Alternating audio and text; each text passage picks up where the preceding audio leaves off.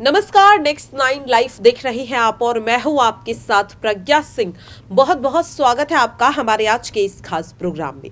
Programme की शुरुआत करेंगे और बात करेंगे भोजपुरी एक्ट्रेस आकांक्षा दुबे के केस की। आकांक्षा दुबे के केस में अब परिवार ये मांग कर रहा है कि ये जो केस है वो यूपी पुलिस से सीबीआई को हैंडओवर कर दिया जाए, क्योंकि 10 दिन बीत चुके हैं इस केस में, लेकिन अभी तक समर सिंह की गिरफ्तारी नहीं हुई, जिसकी वजह से परिवार को ये डर है कि अगर समर सिंह फरार हो जाता है, यानी कि देश छोड़कर अगर समर सिंह भाग जाता है, तो ये केस पूरी तरह से बंद हो जाएगा।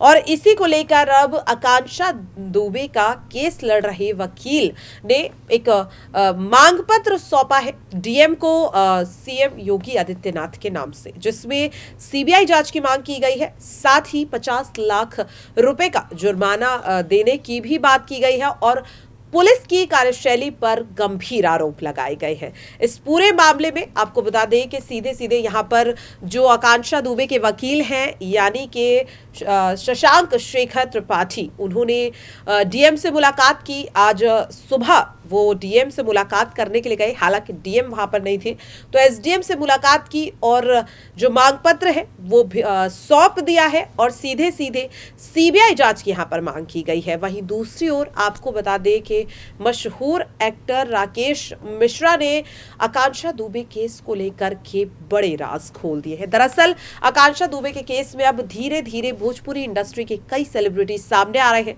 और हकीकत यहाँ पर बयां करते हुए दिखाई दे रहे हैं। फिर चाहे वो इंडस्ट्री को लेकर हो, आकांक्षा दुबे के साथ जिस तरह से भेदभाव इंडस्ट्री में हो रहा था उससे लेकर हो, या फिर आकांक्षा और समर सिंह के रिश्ते को लेकर हो, क्योंकि कई सेलिब्रिटी अब जिस तरह से धीरे धीरे इस पर अपनी आवाज उठाते हुए नजर आ रहे हैं, खुलासे करते हुए नजर आ रहे हैं। और इन्हीं में से अब राकेश मिश्रा ने अपने इंस्टाग्राम पर लाइव आकर कई बड़ी बातें यहां पर बताई हैं। सबसे बड़ी चीज यहां पर समर सिंह को लेकर के उन्होंने जिस तरह से बताया कि समर सिंह फरार है और उसका फरार होना कहीं ना कहीं इस बात की ओर इशारा कर रहा है कि शायद वो इस केस में कुछ तो छुपा रहा है। वहीं दूसरी ओर अब जिस तरह से परिवार इस पूरे मामले को लेकर यह कहता हुआ नजर आ रहा है कि अब परिवार की जान पर खतरा है, क्योंकि यहां पर मैं आपको बता दूं जिस तरह से सीधे सीधे देखने को मिल रहा है कि आकांक्षा दुबे की मां ने यह बयान दिया है कि परिवार पर निगरानी रखी जा रही है, उनकी जान को खतरा है।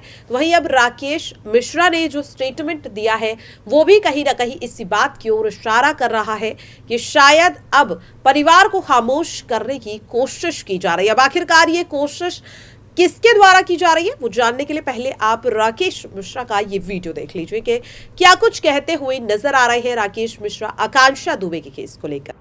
मैंने सबका न्यूज देखा, सबके विषय में पढ़ा, सबका पोस्ट पढ़ा, सबका कमेंट पढ़ा, सभी चीजों देखने के बाद, सबका सब कुछ देखने के बाद मुझे क्या करना है वो आप लोग भले कुछ भी लिख दें, सोशल मीडिया है, लिखने पे किसी को पैसा नहीं लगता है। मैंने पोस्ट भी किया था। मैंने जब आकांक्षा दुबे के परिवार को अपने तरफ से जो भी एक मदद के तौर पे मैंने भेजा था, बट 2 मिनट बाद मैंने इसलिए डिलीट किया कि मुझे ये समझ में आया कि यहाँ का विचारधारा सही नहीं है। और लेकिन हाँ, सबसे पहले उन सभी छोटे बड़े यूट्यूब पे न्यूज बनाने वाले भाइयों को मैं बहुत बहुत आभार प्रकट करता हूँ कि आपने बिना किसी का भेदभाव किए, बिना किसी का चेहरा देखे, बिना किसी दबाव में आपने आकांक्षा दुबे के परिवार का आवाज़ अपना आवाज़ समझ के उठाया है। उसके लिए सभी यूट्यूब पे छोटे बड़े मित्रों को मैं दिल से धन्यवाद देता हूं, क्योंकि आपने वो काम किया है जो काम हमारे भोजपुरी इंडस्ट्री के सभी कलाकार को करना चाहिए था। आवाज़ सोशल मीडिया पे उठाना, आवाज़ लिख देना और आवाज़ उनके साथ पहुंच जाना, उनके कदम में कदम मिलाना, क्योंकि ये एक ऐसा वक्त होता है जब आप जिंदगी में किसी भी जगह पे हों, दुनिया के किसी भी मंच पे हों, चाहे आप कलाकार हों, चाहे आप नेता हों, चाहे अभिनेता हों, चाहे पुलिसकर्मी हों, चाहे कोई प्राइवेट जॉब करते हों, किसी के भी सुख में रहिए या मत रहिए, कोई मायने नहीं रखता है, लेकिन उसके दुख में जरूर रहिए और इसलिए रहिए कि ये दुख जो होता है ये संसार में किसी को नहीं छोड़ता है। आज उस माँ को अगर तड़प है तो कल हो सकता है कि हमारी माँ भी तड़प जाए, किसी और की भी माँ तड़प जाए, क्योंकि ये संसार बनाने वाले ने ना, वो हम सबसे बड़ा है। किसी को कुछ नहीं पता है कब किसके साथ क्या हो। इसलिए कहा जाता है कि हर किसी के दुख में खड़ा होना। अब सोचिए कि मुझे डॉक्टर ने मना किया है ट्रेवलिंग करने से, 1 सप्ताह का मुझे वो रेस्ट मिला था और उसी टाइम वो घटना हुआ। मैं बहुत प्रयास किया, मैंने कितना बार पूछा कि मुझे जाना है और मुझे मिलना है, बोला कि बस 1 वीक के बाद आप चले जाइएगा। तो मैंने पर्सनली अपने फाइनेंशियल जो मुझे सपोर्ट करना चाहिए था, मैंने उनके माता जी का अकाउंट नंबर मांगा और मैंने उसमें अपने तरफ से जो मुझे शक्ति है, जिस तरह से मैं हमेशा, आप लोग जानते हैं मेरे विषय में, ऐसा नहीं है कि आप लोग नहीं जानते हैं। मैं चाहे बात किसी की हो, यूपी, बिहार, झारखंड, बात जब भी भोजपुरी समाज की होती है और खास करके अगर किसी भी वर्ग का, वो किसी जाति का हो, धर्म का हो, वो चाहे कोई भी हो, वो बच्ची जिसका पैर कटा हुआ था, मुझे याद है एक कोई मोतिहारी में कोई एक भाई थे जिनका लीवर का प्रॉब्लम हुआ था, क्या यादव नाम था उनका। मैंने कभी किसी से किसी भेदभाव और किसी स्वार्थ के लिए कभी किसी को भी सपोर्ट नहीं किया है और मेरा ऐसा सोच नहीं है और मैं इस तरह से नहीं सोचता हूँ। मैं एक भोजपुरी इंडस्ट्री में ऐसा कलाकार हूं कि भोजपुरी इंडस्ट्री में रहते हुए भी मुझे किसी का सपोर्ट का इंतजार नहीं रहता है और ना ही मैं कभी किसी से उम्मीद करता हूं, क्योंकि ये उतना ही कड़वा सच है जितना नीम का पेड़ कड़वा होता है। बस इतना आप लोग जान लीजिएगा, ये उतना ही बड़ा कड़वा सत्य है जितना नीम का पेड़ कड़वा होता है। क्योंकि आज आप पूरे इंडस्ट्री की सिचुएशन और हालात देख लिए हैं, किसी को बताने की जरूरत नहीं है। मैंने जितना मुझे पता चला, मैंने सुना कि अगर 1-2 लोग गए भी थे उसके शायद जब उसका वो घाट पे कुछ हो रहा था, जो कर्म होता है, उसमें भी लोग इतने तेजी में निकले कि कोई देख न ले। तो ऐसी दुनिया और ऐसे लोगों से क्या उम्मीद करने का, जहां पे आए दिन अगर वही कलाकार जिंदा होता है तो मेरा प्रोग्राम कर दो, मेरा एल्बम कर दो, मेरा शो कर दो, तुम ही सबसे बड़े स्टार हो, तुम ये कर दो, वो कर दो, तुम्हारा ये है वो है। वही आकांक्षा दुबे का डिमांड सबके तरफ से था। मैं तो खैर आज सच्चाई एक बता दूं, मैंने राजा तू तो जवान लड़का गाने के बाद मेरा 3 साल से कभी उनसे मेरी बात भी नहीं हुई है और मैं कभी कोई बातचीत नहीं किया हूं और उसके बाद मैंने काम भी नहीं किया। वो भाग्यवश जो भी था किस सिचुएशन में नहीं हुआ।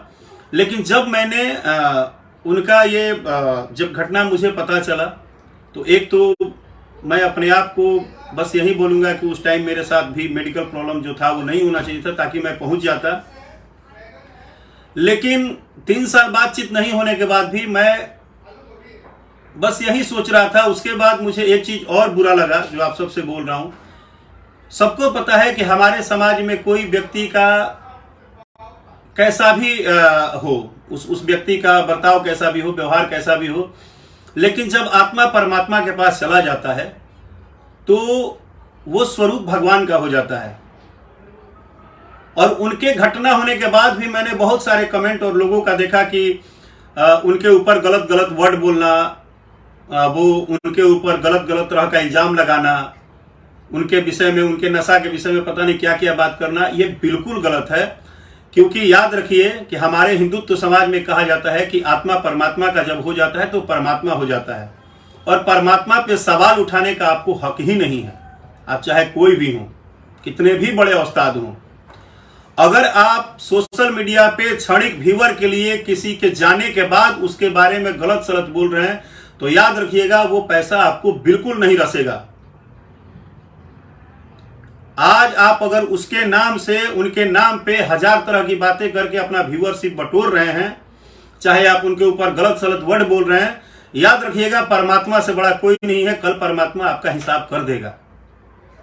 इसलिए ये मुझे बहुत गलत लगा और मैं इस विषय का दिल से विरोध किया। मुझे दिल लगा कि क्या यार, ऐसा क्या दुनिया हो गया है कि 2 पैसा कमाने के लिए किसी के जाने के बाद भी उस पर गलत गलत बातें, गलत गलत आरोप प्रत्यारोप लगाना।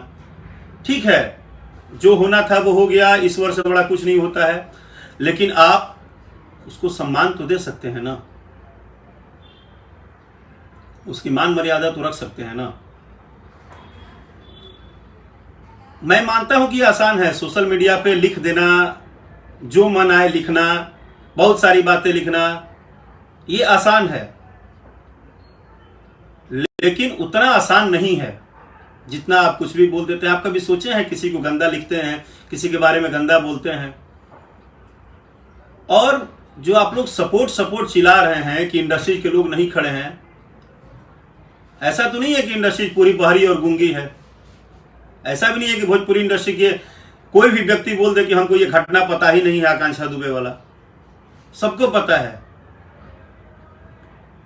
भोजपुरी इंडस्ट्री का एक ही सच है कि हम शेर हैं तो हम सवा शेर हैं, हम ट्रेंडिंग हैं तो हम बेंडिंग हैं, तो हम बड़का हैं तो हम फलाना हैं, हम ठिकाना हैं, हम दुनिया हैं, हम ही भगवान हैं, और जब किसी का दुख आए तो हम 0 बटा लड्डू हैं। दुख में हम किसी के खड़े नहीं हो सकते हैं।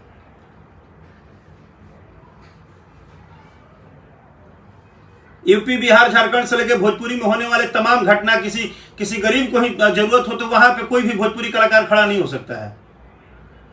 हाँ, वो अपने 10-15 चमचा बना के रखे हैं कि भैया ने दीवार तोड़ दिया, भैया ने इतिहास रच दिया, भैया ने पंप उखाड़ दिया, भैया ने फलाना कर दिया, भैया ने ठिकाना कर दिया, और ओरिजिनल में भैया ने 0 बटा लड्डू किया। जब अपने आप से शीशा के सामने पूछेंगे तो। लेकिन ये बात जिसने बोला वो सबसे बुरा, इस दुनिया का सबसे खराब कलाकार वो जो सच बोल दे।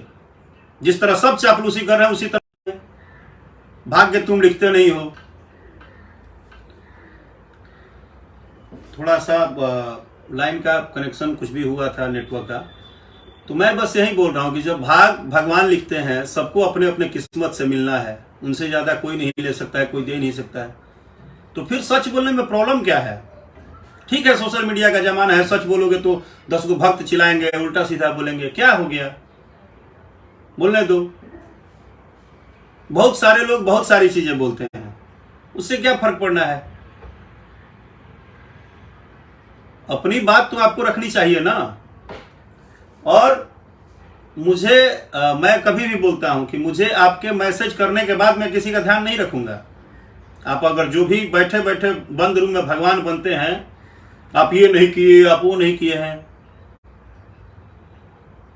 आप लोग सिर्फ दिखावा। तो ये थे राकेश मिश्रा, जिन्होंने आकांक्षा दुबे केस को लेकर के कई बड़े राज खोले, जिनमें सबसे पहले अगर बात करें तो उन्होंने अपने आप पर लगातार उठ रहे सवालों पर ही जिस तरह से अब एक सफाई पेश की, जिसमें उन्होंने बताया कि आकांक्षा दुबे के निधन के बाद उन्होंने परिवार की एक बड़ी मदद की।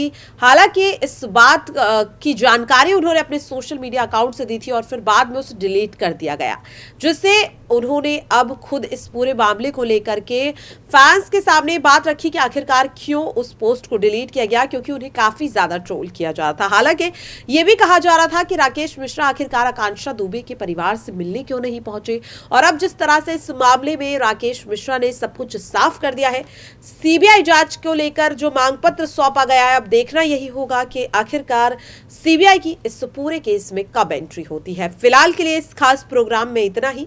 बाकी ऐसी ही तमाम अपडेट से जुड़े रहने के लिए देखते रहिए नेक्स्ट 9 लाइव। नमस्कार।